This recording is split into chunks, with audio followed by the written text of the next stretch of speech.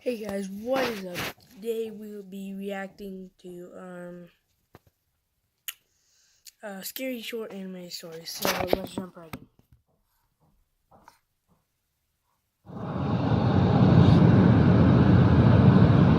I am in my mid-40s. This is what happened nearly 20 years ago.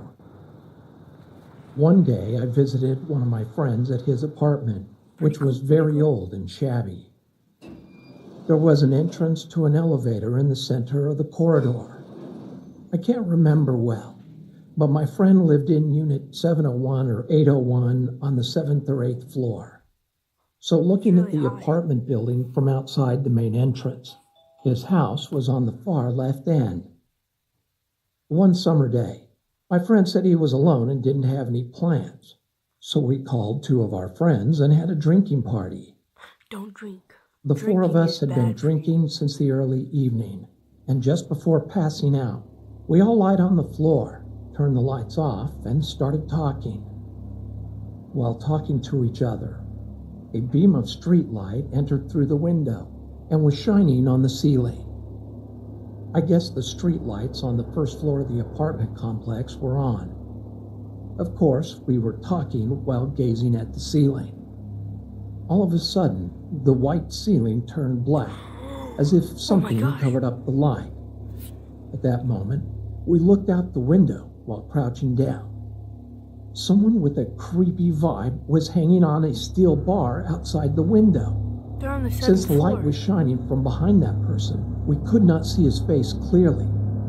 Then, after making an unidentifiable gesture, he smiled, showing his white teeth without making a sound. We were so shocked at that moment that we stopped talking and were frozen with silence. Suddenly, one of us picked up an empty bottle of wine and ran toward the window shouting, "Kill that!" had disappeared.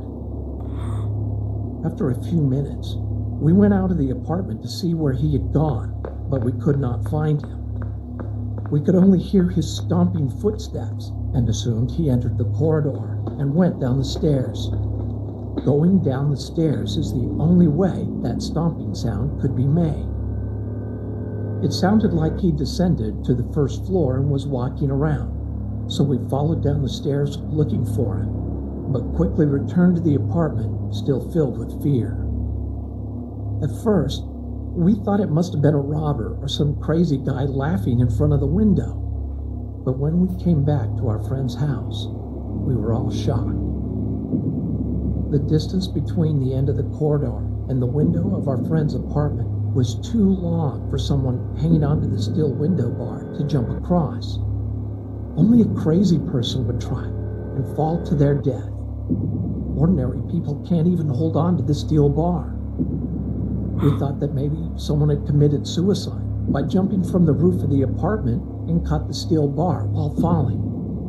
So we went down to the first floor to see if a body was there, No but body. there wasn't a single trace.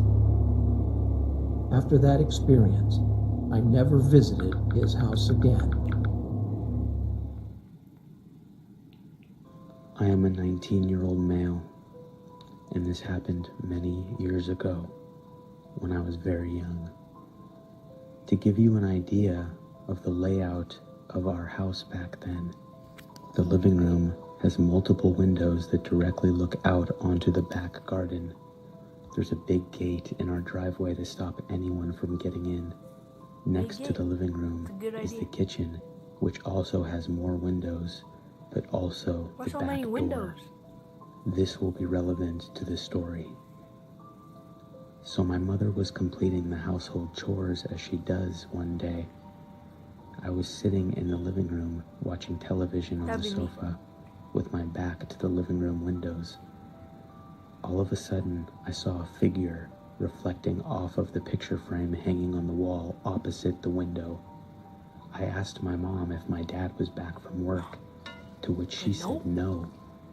I'll never ever forget the look of horror on her face when I told her that yes, he was. He's in the garden. She looked outside the window and almost had a heart attack when she saw a scruffy-looking, but fairly built man outside the living room window. This didn't seem to faze him at all, though. That's so creepy. He psychotically smiled at my mother through the glass, and my mom asked him what he was doing on our property. He said nothing, with the same sadistic smirk on his face. She said that she was going to call the police, and what he said is one of the scariest things I've ever heard. He screamed at my mother through the glass that if she even got her phone out, that he would break the glass. She did not know what to do. She paused and tried to rapidly think of what to do next, how to keep us both safe. She wanted to protect me by calling the police, but she also didn't want him to hurt me if she did try to call them. As soon as he saw that she was terrified, he ran for the back door. Luckily, it was locked because my mom has always been a paranoid person, so she always locks the doors. He screamed at her to let him in, or if she didn't, he'd find a way in and kill us both. My mother told him, and he pulled out a pocket knife and began bashing hard against the windows. I was still oblivious to what was happening, as I just thought it was my dad. I was very young. My mom frantically grabbed me, and I don't mean picked me up.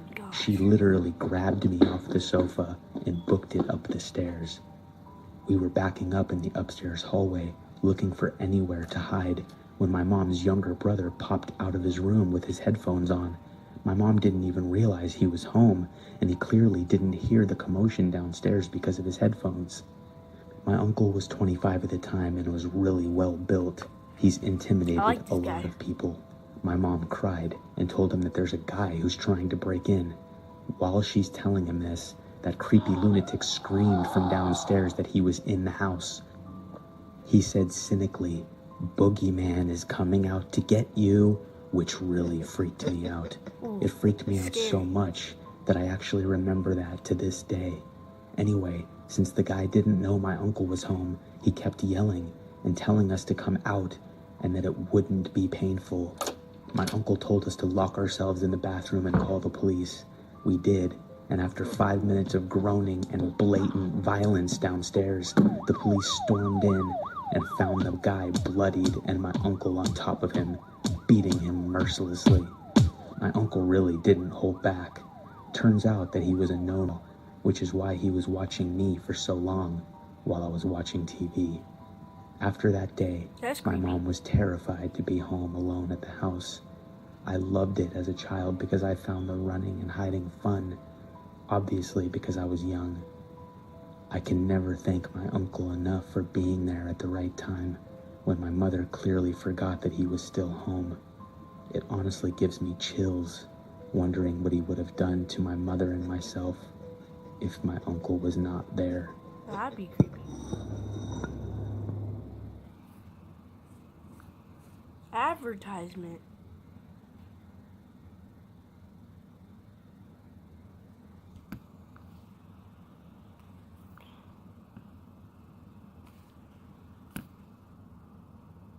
We all went trick-or-treating after we set everything up. The fish weather being kind, truth or dare, then fight all evening. Some other friends, the average of Scarlet, late 20. Submitted by Zara Leeds. On Halloween back in late 2015, I hosted a sleepover with two of my friends, Scarlett and May. May was timid and jumpy, but Scarlett was always the confident one. Anyway, we met up around 3 p.m. and set up a tent in my back garden. It was a pretty nice one, and had a carpet and a cozy place to hang out in. We set it up next to the back gate, which at the time was old and rotting, and when standing next to it, the average adult stood 2 feet over it. We all went trick-or-treating after we set everything up. It was around 7 by then. We met up with some other friends and generally had a really good time. We went back home around 10 p.m., and with the British weather being kind, it was dry all evening, and thankfully the neighborhood was pretty nice, so it was very peaceful that evening. We roasted marshmallows, played truth or dare, then finally laid down to sleep. I When like it was truth or pitch dare. black out. The fairy lights in the garden barely illuminated anything, so it didn't bother us much. Out of nowhere, in the middle of the night, something woke us up. It was a creaking sound coming from the back gate. Whoa, May bro. shot up from her drowsy state. "Did you guys hear that?" she asked in a frightened tone. And just as she said that, we heard a cough coming from someone outside the tent. We were full alert now. Scarlet covered May's mouth in case she was going to scream as we listened to the silent night. When the deep, throaty voice came, we almost jumped out of our skins. I get out, run "Kids want inside, some get a candy?" knife, be like, A hoarse voice called to us. It sounded like an old man, someone who had smoked way too much in their lifetime. it's me. The rattling Don't came smoke. from the gate again. "Come on, I know you're in there," the voice called out.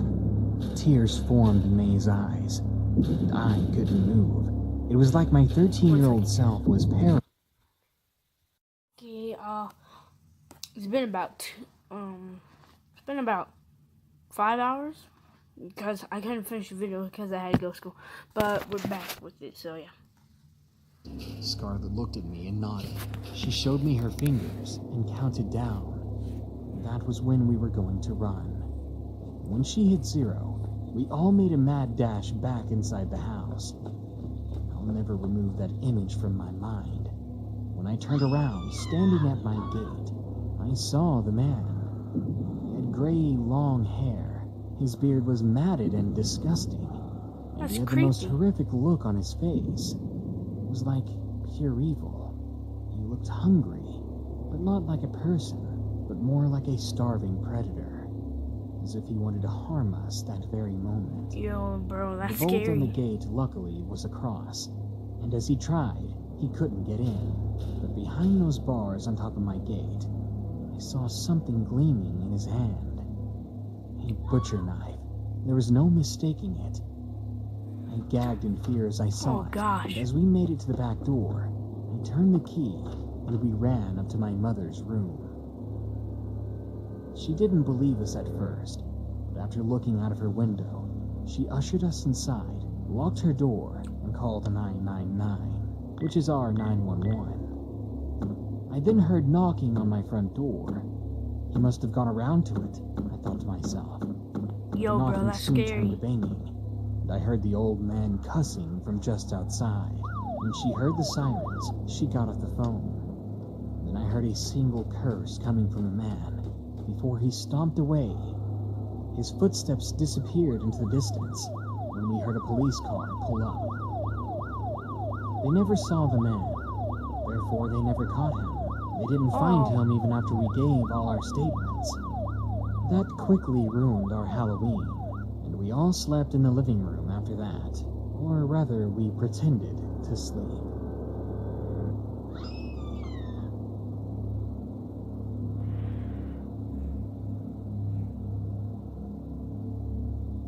Well, that's scary. You guys can actually subscribe to this. Their names are Wanzi Entertainment, and I like their videos. They're pretty cool and scary, yeah. And yeah, but that's gonna be the whole video, guys. Hope you guys liked it, and goodbye.